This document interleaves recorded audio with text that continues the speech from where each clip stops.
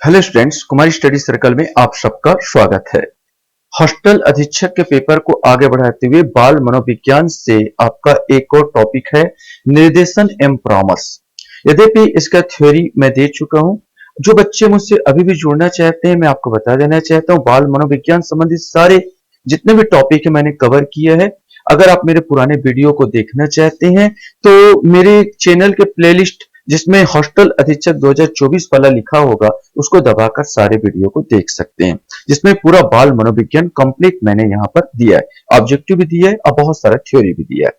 तो चलिए देर न करते हुए आपको एक एक क्वेश्चन को हम लोग यहाँ पर सॉल्व करने की कोशिश करते हैं। तो पहला क्वेश्चन हमारे सामने यहाँ पर आता है कि छात्रों को पढ़ाई में अच्छा करने में मदद करने का सबसे अच्छा तरीका कौन सा है। यहां पर आपको बताना है निर्देशन एवं परामर्श, दंड, कठोर और सख्त अनुशासन और पुरस्कार। चूंकि सब्जेक्ट इसी संबंधित है, देखते ही आपका बना होगा तो किससे क्या होगा, आंसर ए आएगा, निर्देशन और परामर्श। नेक्स्ट क्वेश्चन हमारे सामने यहां पर आता है परामर्श या काउंसलिंग का उद्देश्य है, यह आपको बताना है इसका उद्देश्य क्या है। बच्चों को समझना, बच्चों में कमी के कारण का पता लगाना, समायोजन में बच्चों की सहायता करना, उपरोक्त सभी। सही आंसर इसका डी ही आएगा, उपरोक्त सभी, क्योंकि परामर्श का देखते ही बनेगा आपको बच्चों को समझना है, बच्चों में कमी के कारण का पता लगाना है, समायोजन में बच्चों की सहायता करना है। क्वेश्चन हमारे सामने यहां पर आता है विभिन्न सैद्धांतिक प्रणालियों में चुने गए सिद्धांतों, निष्कर्ष और तकनीकियों को सम्मिलित करने और संयोजित करने वाले किसी भी परामर्श सिद्धांत या अभ्यास को कहा जाता है। ये निर्देशात्मक परामर्श, निर्देशात्मक परामर्श, संकलनात्मक परामर्श या व्यावसायिक परामर्श, इसमें से आपको बताना है। सही आंसर इसका सी आएगा, संकलात्मक परामर्श। यहां पर सिंपल सा अगर सम्मिलित कर देता है गैर निर्देशात्मक परामर्श और निर्देशात्मक परामर्श। निर्देशात्मक परामर्श में परामर्शदाता का रोल ज्यादा हो जाता है, गैर निर्देशात्मक परामर्श में होता है जिसमें आपका जो एक्सेप्ट कर रहा है, परामर्श को एक्सेप्ट कर रहा है, उस पर डिपेंड करता है करे या ना करे। तो इसमें निर्देशात्मक और दोनों में ये थोड़ा सा डिफरेंस होता है। और अगर दोनों को अच्छाइयों को मैं ले लेता हूं, गैर निर्देशात्मक की अच्छाई को भी ले लेता हूं, निर्देशात्मक परामर्श की अच्छाई को भी ले लेता हूं, तो संकलन परामर्श बन जाता है, संकलनात्मक परामर्श बन जाता है। इसमें यही था, विभिन्न सैद्धांतिक प्रणाली से चुने गए सिद्धांतों, निष्कर्षों और तकनीकियों को सम्मिलित करने और संयोजित करने वाले किसी भी परामर्श को सिद्धांत का अभ्यास को कहा जाता है, तो संकलनात्मक परामर्श।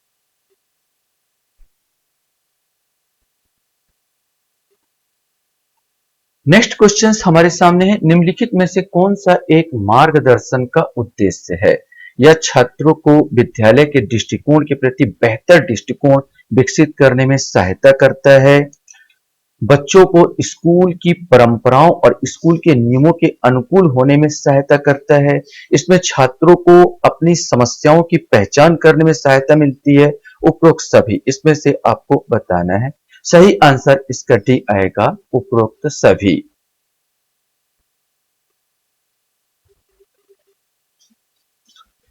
क्वेश्चन हमारे सामने है, अपबोधन के लिए वह दृष्टिकोण जिसमें चिकित्सकीय प्रक्रिया को परामर्शदाता द्वारा प्रासंगिक मानी गई विधि द्वारा निर्देशित किया जाता है का नाम है। इसमें से आपको बताना है गैर निर्देशात्मक परामर्श, निर्देशात्मक परामर्श, संकलनात्मक परामर्श या व्यावसायिक परामर्श। इसमें से आपको बताना है।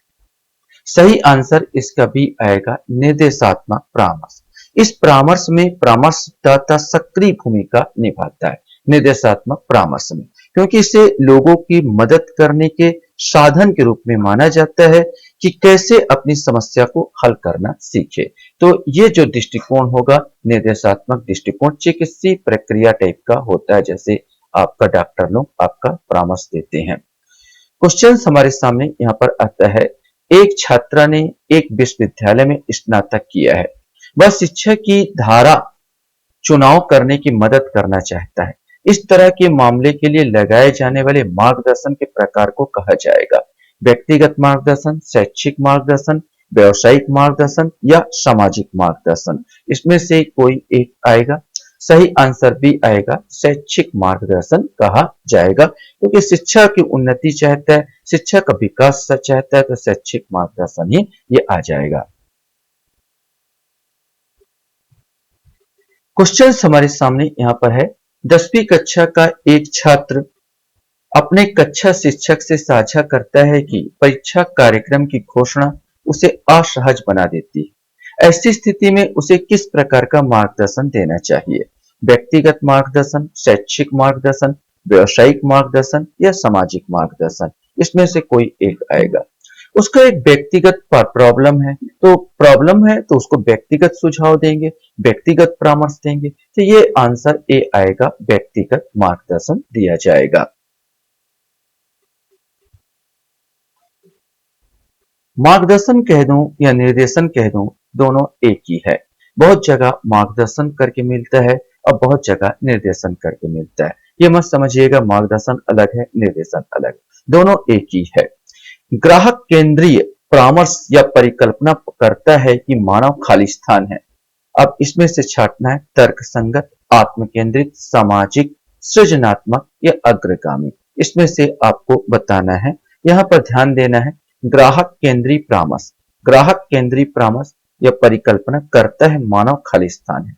तो इसमें जो सही उत्तर जो आपको चयन करना था, तो ग्राहक केंद्रित होगा तो आत्म केंद्रित तो नहीं होगा, बाकी वो तर्क संगत होगा, सामाजिक होगा, सृजनात्मक होगा और अग्रगामी होगा। माने 1 3 4 5, 1 3 4 5 आंसर बी आंसर आ जाएगा। क्वेश्चन हमारे सामने है, कार्ल रोजर्स से प्रतिपादित परामर्श काउंसलिंग विधि इनमें से कौन सा है?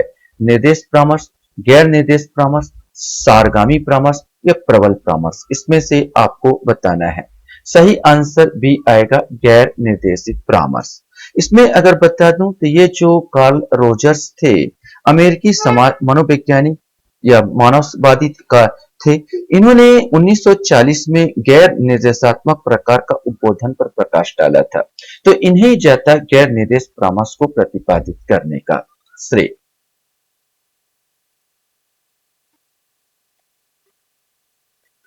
क्वेश्चन हमारे सामने यहाँ पर आता है, मार्गदर्शन बच्चों को सलाह देने की एक प्रक्रिया है, बच्चों को नैतिकता सिखाना, बच्चों की जानकारी प्रदान करना, बच्चों की बुद्धिमानी पूर्ण विकल्प चुनने में सहायता करना। इसमें से आपको बताना है। सही आंसर डी आएगा, बच्चों को बुद्धिमानी पूर्ण विकल्प चुनने में सहायता करना।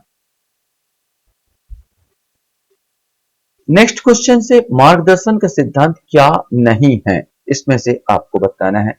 व्यक्ति का समग्र विकास, व्यक्तिगत जरूरत की स्वीकृति, सतत प्रक्रिया न होना, व्यक्तिगत आवश्यकता और अंतर की पहचान।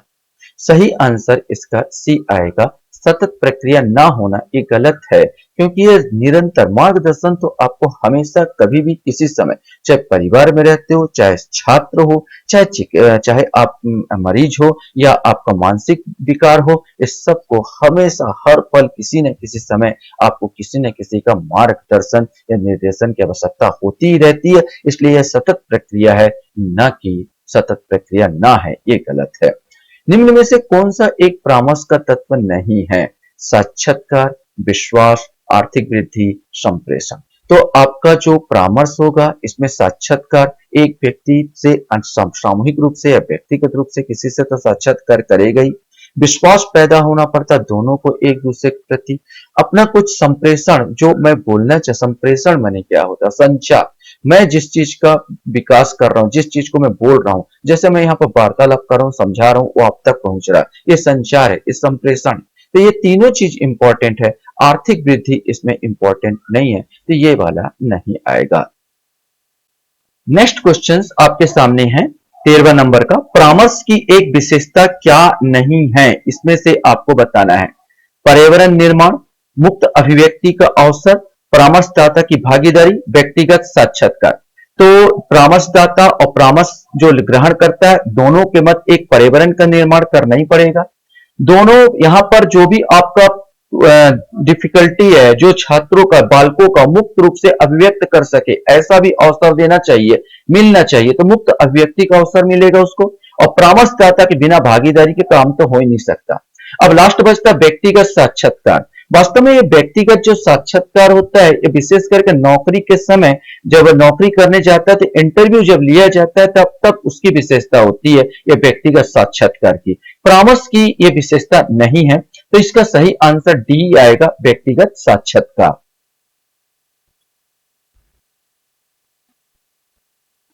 क्वेश्चन हमारे सामने यहां पर आता है, निम्नलिखित में से कौन सा कथन सत्य है?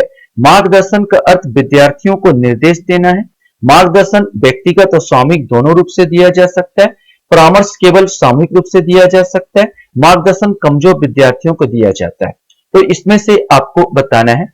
तो सही आंसर इसका बी आएगा। मार्गदर्शन व्यक्तिगत रूप से भी दिया जा सकता है, जो कमजोर सबको, अगर मान लीजिए पूरे क्लास में कुछ लड़के कमजोर है, एक लड़का कमजोर है, तो मैं मार्गदर्शन उसी को दूंगा।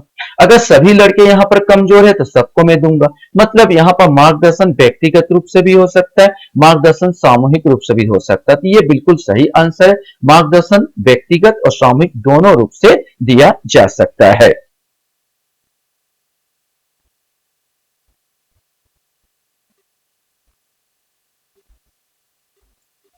क्वेश्चन हमारे सामने यहां पर आता है, निम्नलिखित में से कौन सा परामर्श का एक सिद्धांत है? बाहरी दिखावे का निदान, व्यक्तियों की स्वीकृति और समझ, सामुदायिक आवश्यकताओं के अनुसार कार्यक्रमों का लचीलापन, सभी व्यक्तियों को सहायता प्रदान करना। इसमें से आपको कोई एक आएगा। तो निम्नलिखित में से कौन सा परामर्श का एक सिद्धांत है? तो यहाँ पर परामर्श का एक सिद्धांत की बात किया जाए तो बी आंसर आता है, व्यक्तियों की स्वीकृति और समझ। ये परामर्श का एक सिद्धांत है। परामर्श के जो सिद्धांत है, जैसे स्वीकृति का सिद्धांत, पहला सिद्धांत है स्वीकृति का सिद्धांत, फिर सहानुभूति का सिद्धांत, फिर संचार का सिद्धांत, फिर गैर निर्णय का सिद्धांत, फिर गोपनीयता का सिद्धांत और व्यक्तित्व का सिद्धांत। ये 6 प्रकार के विशेष करके सिद्धांत होते हैं। तो इसमें जो आता है स्वीकृति की समझ या स्वीकृति का सिद्धांत, इसके अंतर्गत आ रहा है। तो बी आंसर आएगा, स्वीकृति का सिद्धांत। इसके अंतर्गत मैंने इसमें आपको जो साक्षात्कार दाता है या परामर्श दाता है, उसको जो भी मानसिक रोगी है या कोई भी छात्र है, उसको चाहे आर्थिक स्थिति, मानसिक स्थिति, उसकी कोई भी स्थिति है, उसको स्वीकार करना होगा। यही है स्वीकृति का सिद्धांत। क्वेश्चन हमारे सामने आता है, निम्नलिखित में से कौन सा तरीका है जिसमें कि शिक्षक विद्यालय शिक्षा में विशेष आवश्यकता वाले बच्चों को मार्गदर्शन कर सकता है? अधिक चुनौतीपूर्ण कार्य देना, अधिक प्रशिक्षण देना, सहयोग और सुझाव देना, अधिक गृह कार्य प्रदान करना। सही आंसर इसका सी आएगा, सहयोग और सुझाव देना।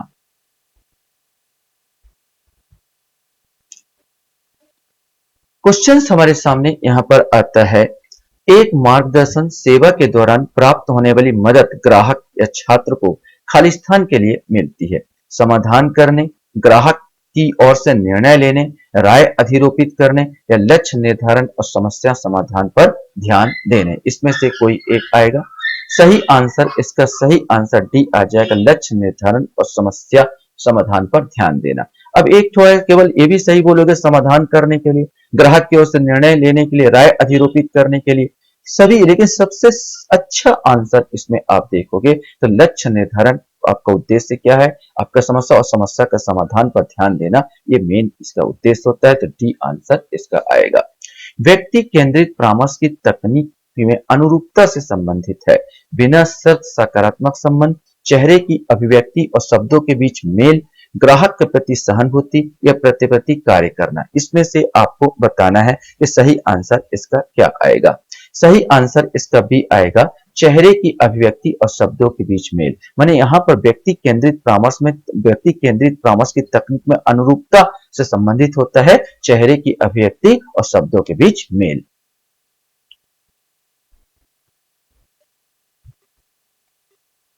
क्वेश्चन हमारे सामने आता है, शैक्षिक मार्गदर्शन का मुख्य उद्देश्य परिवर्तन लाना है।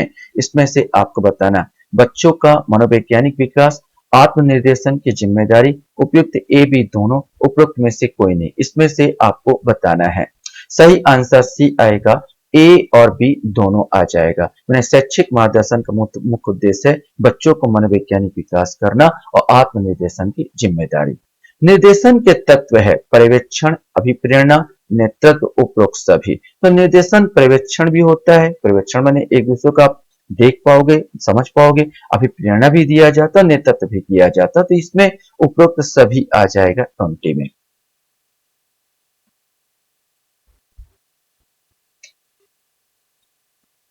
क्वेश्चन हमारे सामने यहां पर आता है, निर्देशन एक प्रक्रिया है, औपचारिक प्रक्रिया, अनौपचारिक प्रक्रिया, ए बी दोनों, उपरोक्त में से कोई नहीं। तो निर्देशन जो होता है, जो आपका वो दे रहे हैं, मार्गदर्शन दे रहे हैं, या औपचारिक है या अनौपचारिक है।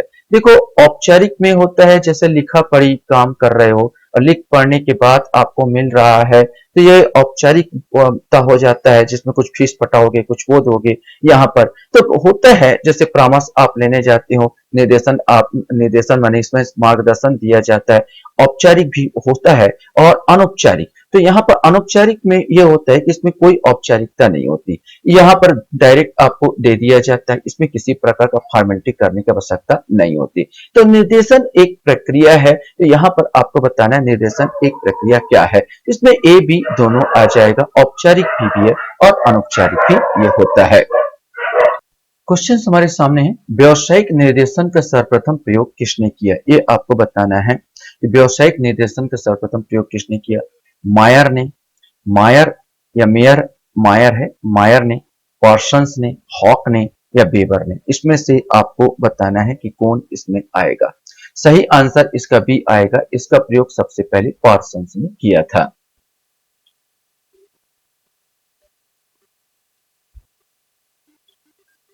क्वेश्चन हमारे सामने आता है, एक छात्र को मार्गदर्शन देने के लिए एक अध्यापक को जानना आवश्यक है।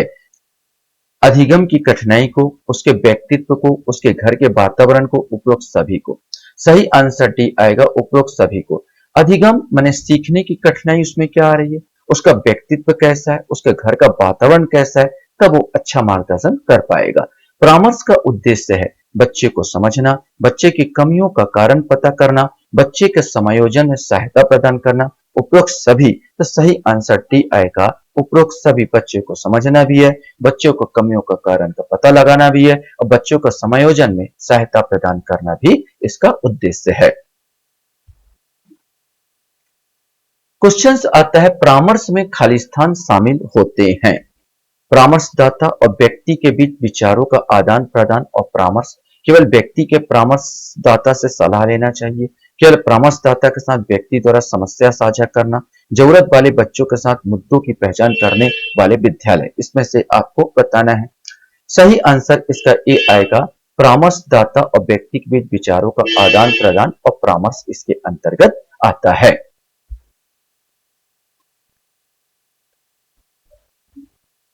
क्वेश्चन से विद्यार्थियों को दिए जाने वाले परामर्श की सर्वाधिक उपयोगिता यह है कि इसमें उनका ज्ञान बढ़ता है, उनका कौशल बढ़ता है, उनमें आत्मविश्वास की अभिवृद्धि होती है, वे दुनियादारी में सफल बन जाते हैं। इसमें से आपको कोई एक बताना है। सही आंसर इसका सी आएगा, उनमें आत्मविश्वास की क्या होती है, अभिवृद्धि हो जाती है। लास्ट क्वेश्चन आपके सामने यहां पर आता है, एक बच्चा प्राय अपने सहपाठियों के साथ झगड़ता है, आप क्या करेंगे। बच्चे को सजा देंगे, अपने बच्चे को आप बच्चे को विद्यालय से निकाल देंगे, आप कारण पता करने का प्रयास करेंगे और उसे परामर्श देंगे, आप उसके माता पिता से शिकायत करेंगे। ये आप आसानी से बता दोगे या आंसर कि आप कारण का पता करने का प्रयास करेंगे और उसे परामर्श देंगे। आशा करता हूं ये वीडियो भी आपको अच्छा लगा होगा। आप लोग मेरे वीडियो को वॉच करते इसलिए धन्यवाद। Thank you very much.